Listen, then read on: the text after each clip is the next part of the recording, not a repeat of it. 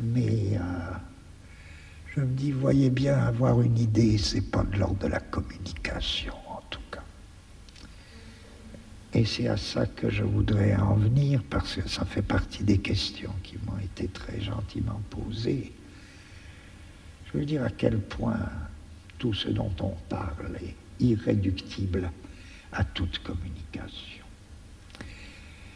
C'est pas grave, ça veut dire quoi? Ça veut dire, il me semble que, en un premier sens, on pourrait dire que la communication, c'est la transmission et la propagation d'une information. Or, une information, c'est quoi? C'est pas très compliqué, tout le monde le sait. Une information, c'est un ensemble de mots d'ordre. Quand on vous informe, on vous dit ce que vous êtes censé devoir croire. En d'autres termes, informer, c'est faire circuler un mot d'ordre. Les déclarations de police sont dites à juste titre des communiqués. On nous communique de l'information, c'est-à-dire on nous dit ce que nous sommes censés être en état ou devoir croire, ce que nous sommes tenus de croire. Ou même pas de croire, mais de faire comme si l'on croyait. Puisqu'on ne nous demande pas de croire, on nous demande de nous comporter comme si nous le croyions. C'est ça l'information, la communication, et indépendamment de ces mots d'ordre et de la transmission de ces mots d'ordre, il n'y a pas de communication, il n'y a pas d'information. Ce qui revient à dire que l'information, c'est exactement le système du contrôle. Et c'est vrai, enfin je dis des platitudes, c'est évident. C'est évident, sauf que ça nous concerne particulièrement aujourd'hui. Ça nous concerne aujourd'hui parce que c'est vrai que nous entrons dans une société qu'on peut appeler une société de contrôle.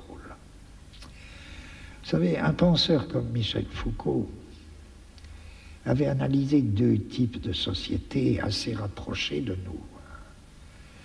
Les unes qu'il appelait des sociétés de souveraineté, et puis les autres qu'il appelait des sociétés disciplinaires.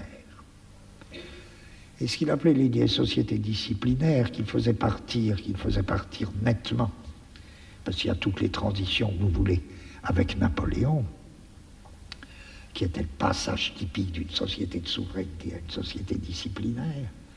La société disciplinaire, elle se définissait, c'est célèbre, les analyses de Foucault sont restées à juste titre célèbres, elle se définissait par la constitution de milieux d'enfermement. Prison, école, atelier, hôpital. Et les sociétés disciplinaires avaient besoin de cela.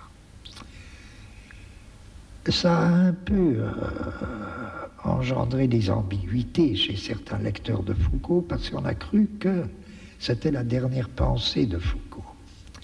Évidemment, non. Foucault n'a jamais cru, et même il a dit très clairement que ces sociétés disciplinaires, elles n'étaient pas éternelles. Et bien plus, il pensait évidemment que nous entrions, nous, dans un type de société nouveau.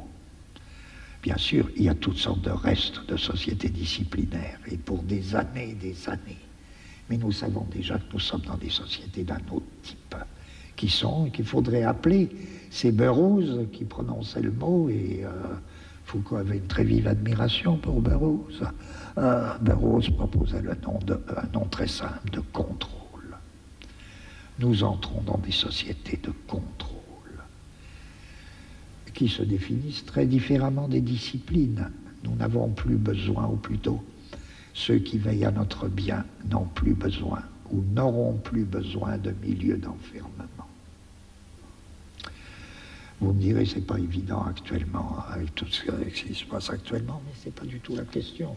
Il s'agit de, c'est peut-être pour dans 50 ans, mais actuellement déjà tout ça, les prisons, les écoles, les hôpitaux sont des lieux de discussion permanents. Est-ce qu'il ne vaut pas mieux répandre les soins à domicile? Oui, c'est sans doute l'avenir. Les ateliers, les usines, ça craque par tous les bouts. Est-ce qu'il ne vaut pas mieux les régimes de sous-traitance et même le travail à domicile? Bon, les prisons, c'est une question. Qu'est-ce qu'il faut faire? Qu'est-ce qu'on peut trouver? Est-ce qu'il n'y a pas d'autres moyens de punir les gens que la prison? C'est des vieux problèmes qui renaissent. Parce que les sociétés de contrôle ne passeront évidemment plus par des milieux d'enfermement. Même l'école. Même l'école, il faut bien surveiller actuellement les thèmes qui naissent. Ça se développera que dans 50 ans, 40 ans, pour nous expliquer que l'épatant, ce serait faire en même temps l'école et la profession. Ce sera très intéressant, parce que c'est ça l'identité de l'école et de la profession dans la formation permanente, qui est notre avenir. Ça n'impliquera plus forcément le regroupement d'écoliers dans un milieu d'enfermement. Ça pourra se faire tout à fait autrement. Ça se fera par Minitel, enfin tout ça, tout ce que vous voudrez. Épatant, ce serait des formes de contrôle. Voyez en quoi un contrôle, c'est pas une discipline. Je dirais par exemple d'un autoroute que là vous enfermez pas les gens, mais en faisant des autoroutes, vous multipliez des moyens de contrôle. Je ne dis pas que ce soit ça le but unique de l'autoroute, mais des gens peuvent tourner à l'infini et sans être du tout enfermés, tout en étant parfaitement contrôlés. C'est ça notre avenir. Sociétés de contrôle et pas des sociétés de discipline. Alors pourquoi je raconte tout ça? Bon, c'est parce que l'information, mettons que ce soit ça. L'information, bon, c'est le système contrôlé des mots d'ordre. Des mots d'ordre qui ont cours dans une société donnée. Qu'est-ce que l'art peut avoir à faire avec ça? Qu'est-ce que l'œuvre d'art? Vous me direz, allez, tout ça, ça ne veut rien dire. Alors parlons pas d'œuvre d'art. Parlons, disons au moins qu'il y a de la contre-information. Par exemple, il y a des pays où, dans des conditions particulièrement dures et cruelles, des pays de très dure dictature, où il y a de la contre-information. Bon. Du temps d'Hitler, les Juifs qui arrivaient d'Allemagne et qui étaient les premiers à nous apprendre qu'il y avait des camps d'extermination en Allemagne, ils faisaient de la contre-information.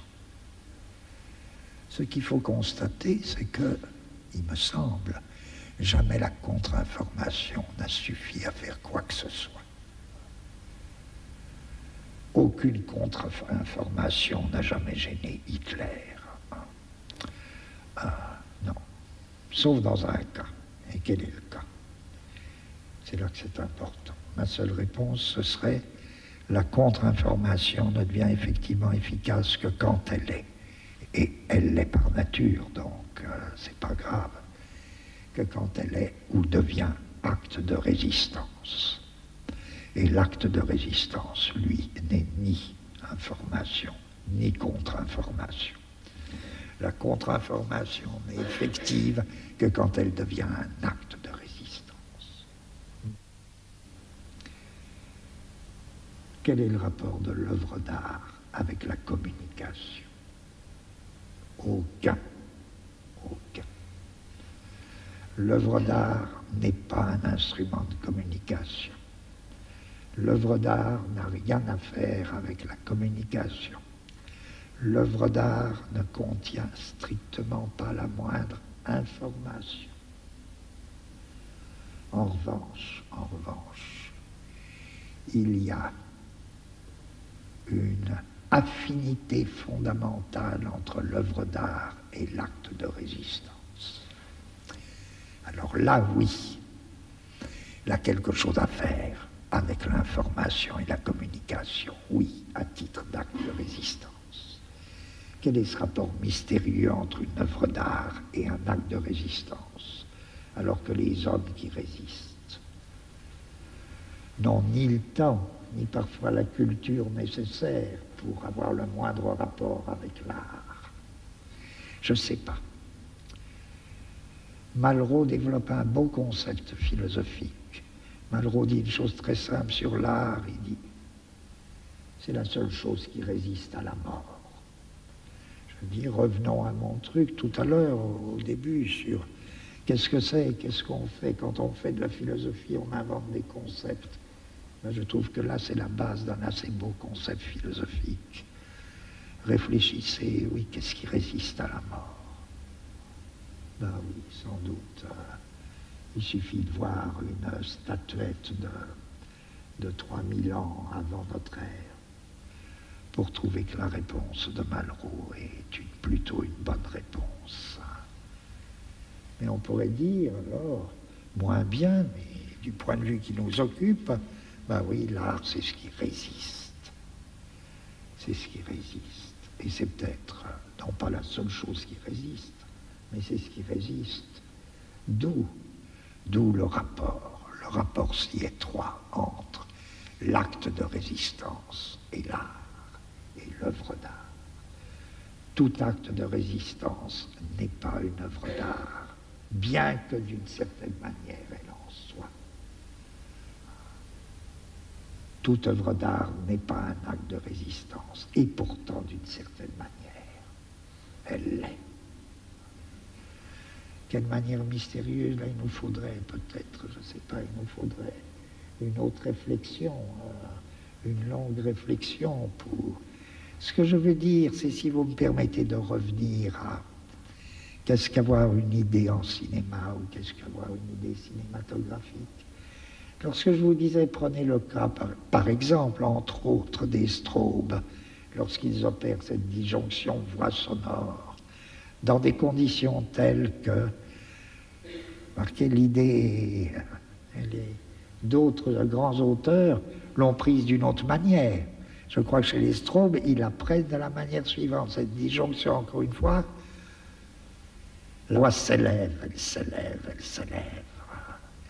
Elle s'élève et encore une fois, ce dont elle nous parle passe sous la terre nue, sous la terre déserte que l'image visuelle était en train de nous montrer, image visuelle qui n'avait aucun rapport avec l'image sonore, ou qui n'avait aucun rapport direct avec l'image sonore.